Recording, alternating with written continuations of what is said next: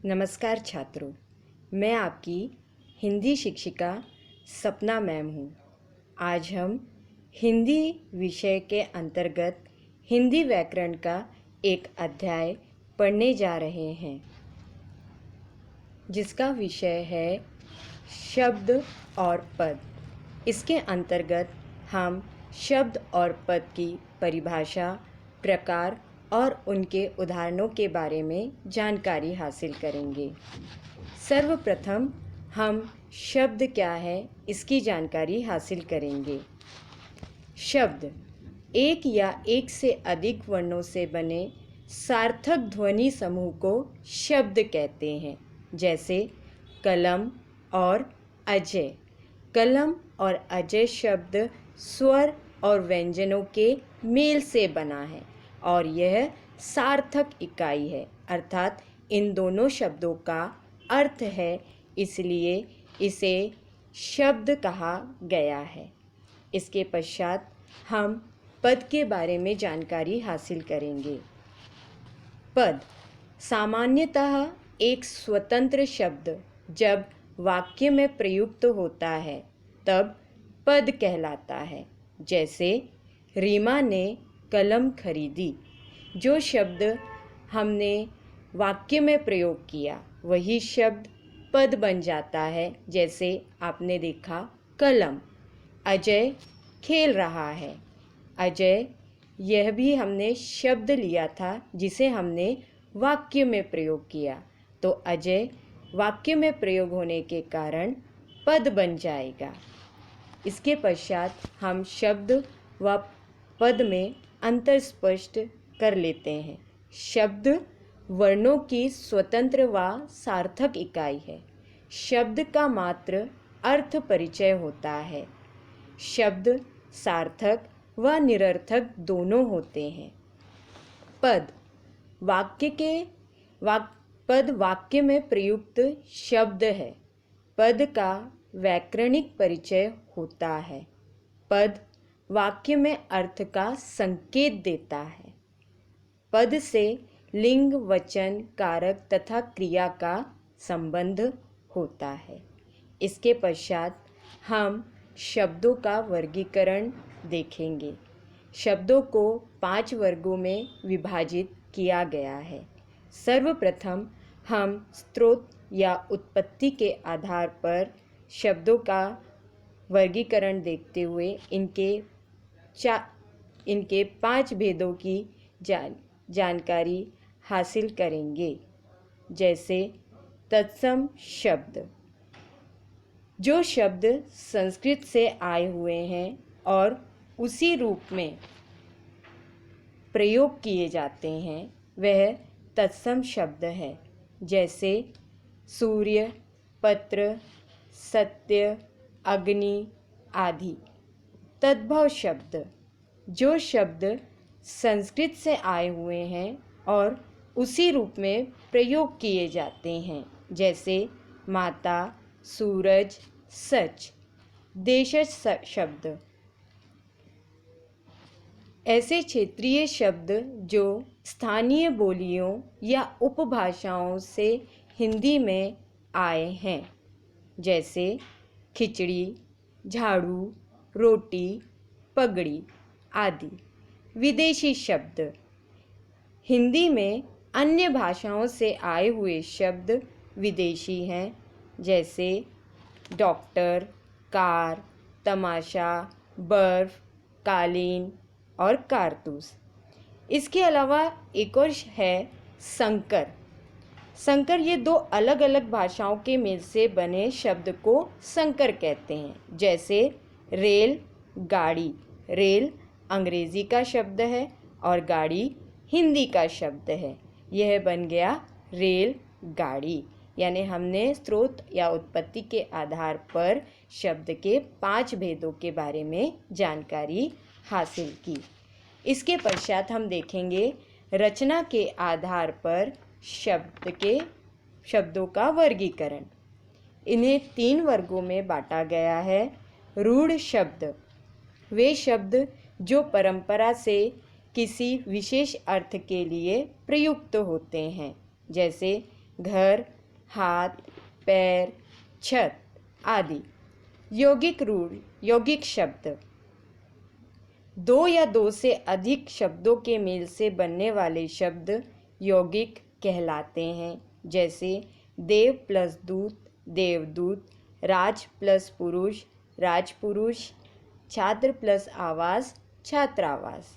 योग रूढ़ शब्द दो या दो से अधिक शब्दांशों के मेल से बनने वाले ऐसे शब्द जो किसी वस्तु या प्राणी के लिए ही निश्चित हो गए हैं। जैसे पंकज कीचड़ में जन्मा अर्थात कमल, हिमालय हिम का आलय अर्थात हिमालय पर्वत। तीसरा वर्गीकरण है प्रयोग के आधार पर। सामान्य शब्द ऐसे शब्द जो सामान्य जनता द्वारा बोले जाते हैं वे सामान्य शब्द हैं। जैसे दाल, चावल, सड़क, काम आदि। दूसरा है तकनीकी शब्द ऐसे शब्द जिनका अर्थ पूरी परिभाषा देकर समझाया जाता है। जैसे पर्यावरण, शुल्क, ध्वनि, प्रकाश, प्रदूषण, रस, छंद आदि। अर्ध तकनीकी शब्द ऐसे शब्द जो सामान्य और तकनीकी दोनों रूप में ही प्रयुक्त हों उन्हें अर्ध तकनीकी शब्द कहते हैं। जैसे नाटक। इसके पश्चात चौथा प्रकार है अर्थ के आधार पर। अर्थ के आधार पर एक पहला है एकार्थी शब्द जिन शब्दों का एक ही अर्थ होता है। जैसे इतिहास, केला, राज्यपाल आदि।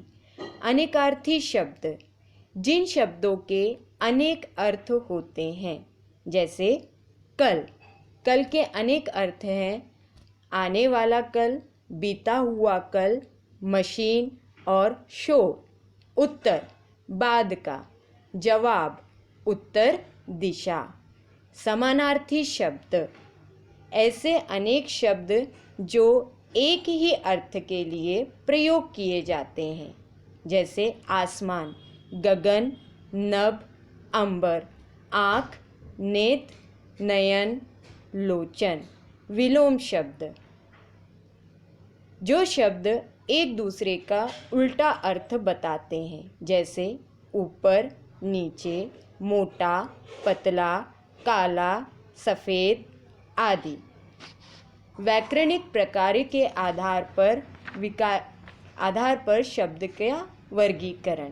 पहला विकारी शब्द जिन शब्दों में लिंग, वचन, कारक के आधार पर रूप परिवर्तन होता है उन्हें विकारी शब्द कहते हैं। जैसे संज्ञा, सर्वनाम, क्रिया, विशेषण। अविकारी शब्द जिन शब्दों का रूप नहीं बदलता वे अविकारी शब्द कहलाते हैं। जैसे क्रिया विशेषण, संबंध सूचक, समुच्चय बोधक और विस्मयादि बोधक। अभी तक आपने शब्दों के बारे में जानकारी हासिल की। अब हम देखेंगे पद के भेद। पद के 5 भेद होते हैं। संज्ञा पद, सर्वनाम पद, विशेषण पद, क्रियापद, क्रिया विशेषण पद। पद का उदाहरण। अब हम एक ही उदाहरण के द्वारा इन 5 पदों के बारे में जानकारी हासिल करेंगे। आज राम ने उसे 10 रुपये दिए। आज राम ने उसे 10 रुपये दिए। उपयुक्त वाक्य में आज क्रिया विशेषण शब्द है अतः वह क्रिया विशेषण पद है। राम संज्ञा शब्द है अतः वह संज्ञा पद है। उसे सर्वनाम शब्द है अतः वह सर्वनाम पद है। 10 विशेषण शब्द है अतः वह विशेषण पद है। रुपए संज्ञा शब्द है अतः वह संज्ञा पद है। दिए क्रिया शब्द है अतः वह क्रियापद है। इस प्रकार हमने पद और शब्द की जानकारी अर्थात शब्द और पद आपको स्पष्ट हुआ ही होगा।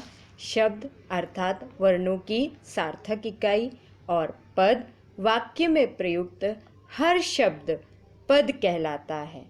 अब हम पद के बारे में और थोड़ी सी जानकारी हासिल कर लें जो आपके परीक्षा के लिए लाभदायक है।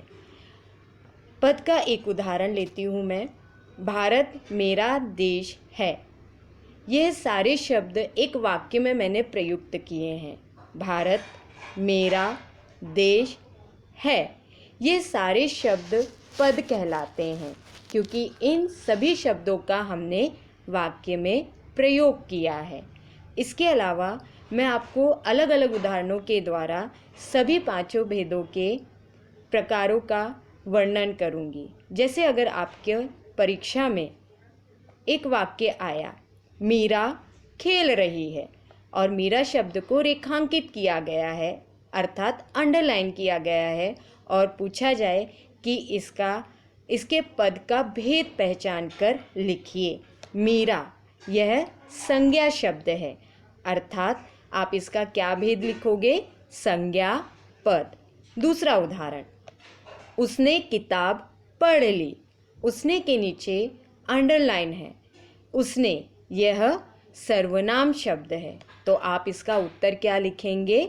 यह सर्वनाम पद है। तीसरा उदाहरण, पिताजी ने 10 पेन खरीदे।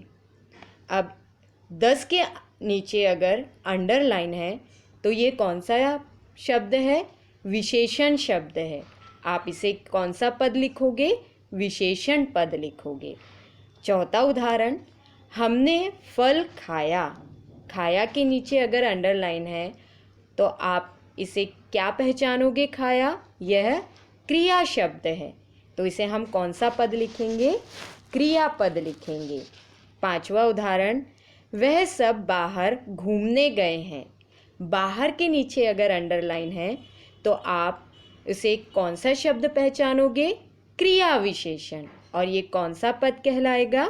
क्रिया विशेषण पद कहलाएगा। इस प्रकार छात्रों, आपने इस अध्याय के अंतर्गत शब्द और पद की जानकारी हासिल की है।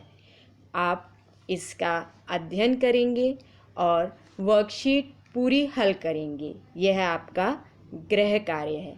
आशा है कि आपको शब्द और पद अच्छे तरह से समझा होगा। धन्यवाद छात्रों।